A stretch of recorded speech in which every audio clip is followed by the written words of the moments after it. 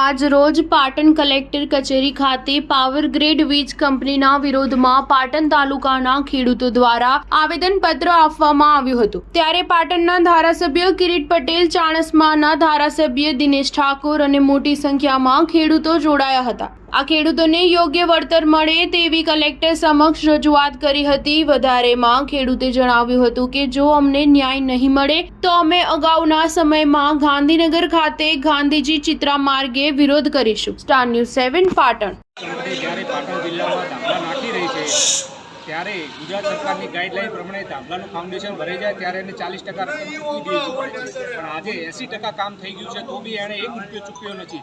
જ્યારે કંપનીના એમડીને પૂછવામાં આવે છે ત્યારે એવું કહે છે કે કેન્દ્ર સરકાર ચૂંટણી છે એટલા માટે એને ચૂકવી શકતા નથી। ભાઈ અત્યારે કઈ ચૂંટણી છે ચૂકવી નહીં? આજે એ 1.5 વર્ષ થવાયું પાટણ જિલ્લામાં, હજુ સુધી કોઈને ખાલી પાક વળતર સિવાય કોઈ વસ્તુ ચૂકવાની નથી। બીજી અમારી માંગ છે કે જો 2017ના પરિપત્ર પ્રમાણે બજાર વેલ્યુએશન પ્રમાણે પાટણના ખેડૂતોને વળતર નહીં ચૂકવાય તો પછી અમારે કામ કરવા દઈશું નહીં। અને બીજું પોલીસ પ્રોટેક્શન સાથે જે દાદાગીરી છે એ બંધ કરવામાં આવે અને આ બધું જો ચાલુ જ રહ્યું, અમારી માંગ નહીં સ્વીકારાય તો આવનારા સમયે ગાંધીનગર ખાતે ગાંધી ચિત્રા માર્ગે આંદોલન કરવા ખેડૂતો ખચકાશે નહીં। કેટલું વળતર બાકી છે? વળતરમાં તો કોઈને કશું આપ્યું જ નથી। આ લોકોની નીતિ જ એકદમ ખોટી છે। સર્વે ક્યારે થયો કોઈને ખબર નથી।